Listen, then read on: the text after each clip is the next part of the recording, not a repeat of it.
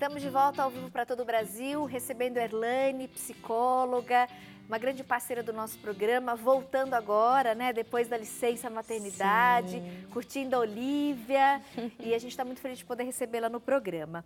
A gente fala hoje sobre essa questão da vivência da maternidade e nós questionamos os nossos telespectadores quais foram suas maiores dificuldades, né, tirando, claro, todo aquele romantismo, ai, a maternidade é linda, realmente é linda, mas e as coisas que não são tão lindas assim? Muita gente às vezes não fala, né? Eu até brinquei recentemente, estava lendo um livro muito bom, inclusive até postei lá nas redes sociais dando dica de leitura e falando sobre essa maternidade real, né? Ninguém fala da hemorroida, que o intestino fica preso, que as fezes ressecam muito e que quase 90% das gestantes desenvolvem hemorroida.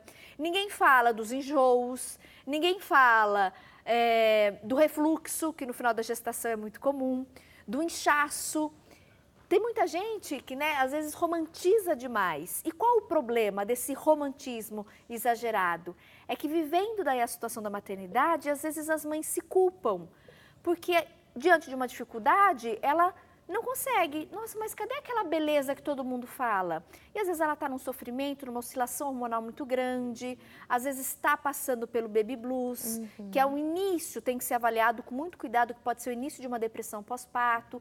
Então a gente tem que avaliar e pensar com muito cuidado sobre isso, né, Erlane? Exato, porque você imagina tudo que você falou aí e passando por isso sozinha, porque ninguém te fala, ninguém te conta e você pensa, é só comigo. Se eu reclamar, vão falar que eu sou chata demais, que eu não nasci para ser mãe. Então, assim, por não ser falado, eu até escrevi um texto falando disso, né? É um sadismo velado, deixa o outro sofrer, sofre aí sozinho, né? Eu não falo disso, eu não dou espaço para isso ser conversado.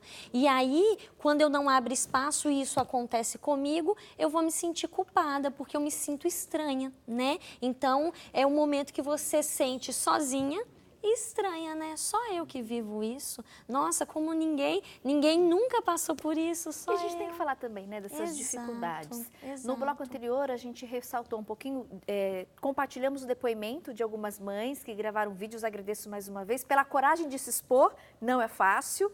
E a gente falou também essa questão do pai ser de fato ali um pai e não, de repente, uma ajuda. Né? O pai dividir essa função com a mãe é importante. Antigamente não se tinha muito isso, né, Helena? Até culturalmente falando, geralmente a mãe assumia essa questão da maternidade, o pai saía para trabalhar e manter os gastos. Hoje a gente percebe já uma mudança, claro que em algumas famílias isso ainda acontece, a mãe acaba assumindo o papel. Mas a gente percebe hoje famílias em que o pai vivenciam junto com a mãe essa maternidade. Dão comida, dão banho, troca a fralda. E olha que interessante isso, porque tem gente que fala assim com você. Então, acredito que você vá vivenciar isso, né? Você escuta assim, nossa, você é sortuda, você tem um marido que é um paizão. Mas como assim, né?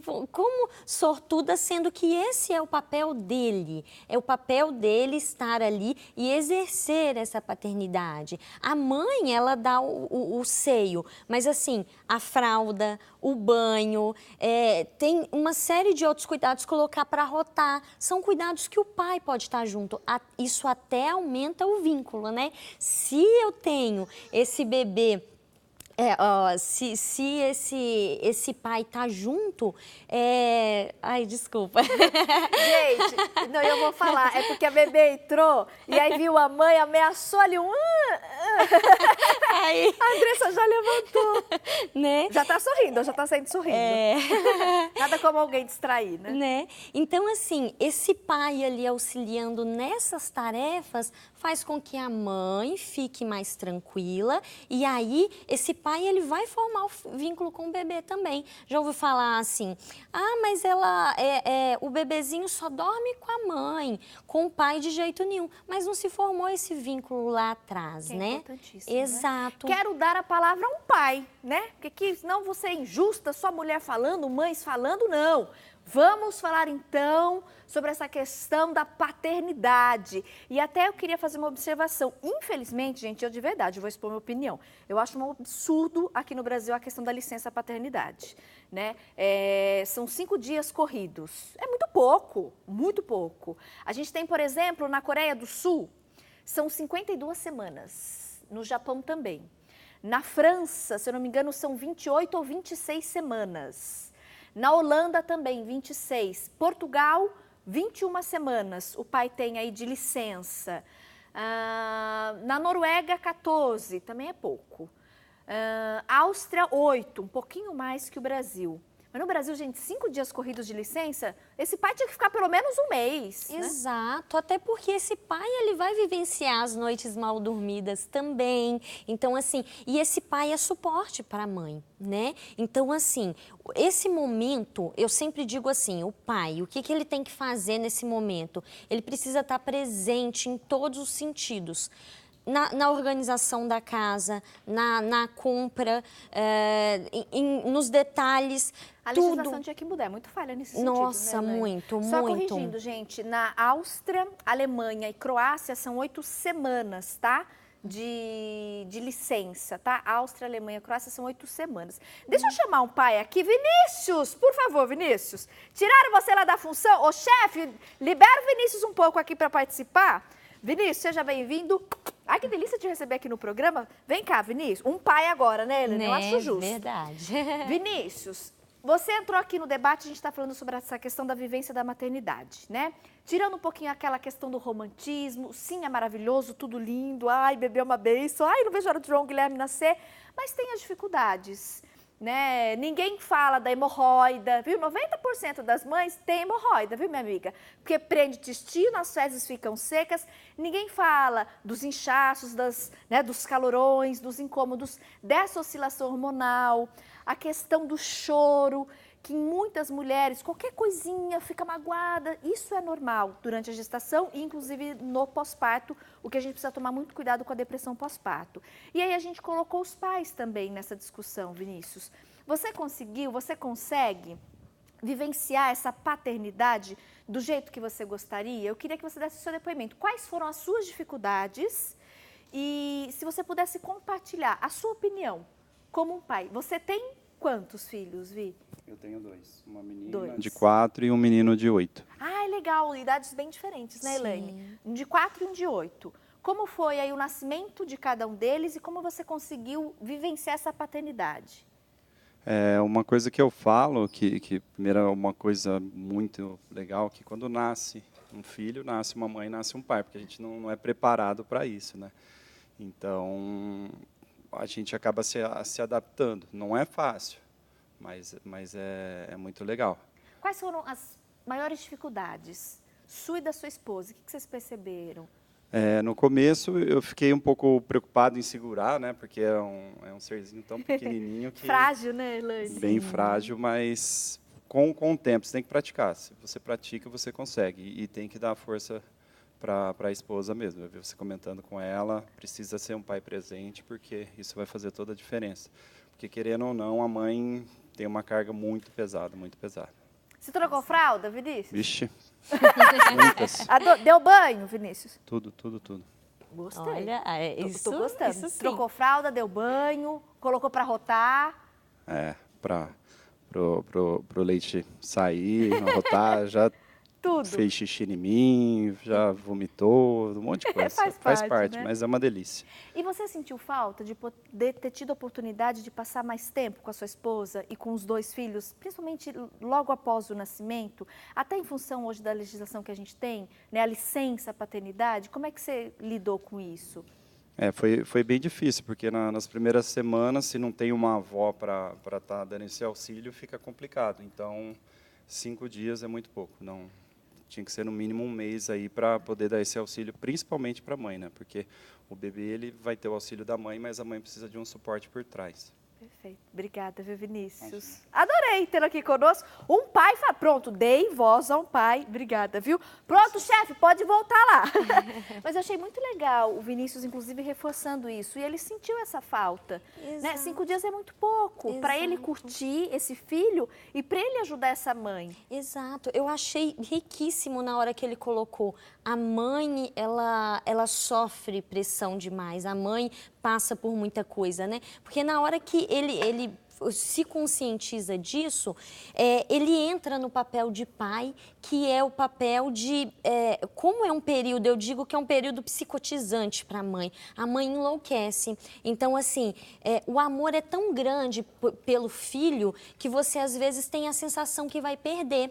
E essa sensação de perda te leva a pensar em várias coisas. Aquela questão mesmo do beijinho, né? E o beijinho da visita? E aí? Vamos falar de visita para encerrar, Elaine. Sim. Por exemplo, isso aí é uma questão mesmo.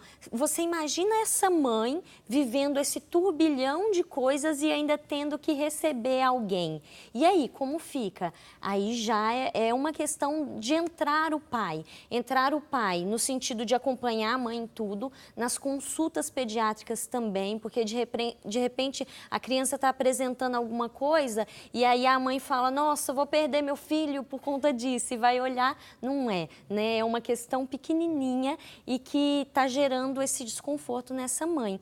Agora, a questão da visita entra aí, é muito importante que a mãe, ela observe como ela está emocionalmente e até fisicamente para receber essas visitas. Você imagina tudo novo, tudo em adaptação e ainda você ter que ter disponibilidade para receber. Às vezes o pai ou a avó com carinho, jeitinho, fala, gente, espere uns 15 dias, a mamãe está se adaptando. Exato, né? E principalmente visitas externas. E aí que entra o pai. O pai para poder dizer, olha, hoje ela não está bem, né? Hoje a noite foi difícil. O pai que chega e faz esse papel, porque a mãe está muito frágil, né? Bem lembrado. Só para finalizar, a gente queria compartilhar mais algumas mensagens que chegaram. A Luciana comentou, Tati, realmente para mim a amamentação foi o mais difícil. Passei por tudo isso, peito rachado, empedrado, noite sem dormir, mas passou e é a melhor coisa do mundo. Beijo para você, Lu.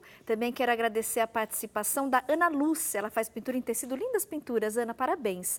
Tati, na minha primeira gestação eu sofri muito, chorei muito. Meu bico chegou a sangrar, foi um fracasso. Queria muito amamentar, mas não aguentei a dor, o bico queimava, precisei entrar com a mamadeira. Aí ela comenta, na segunda gestação eu decidi amamentar, tentar, pois queria sentir esse prazer.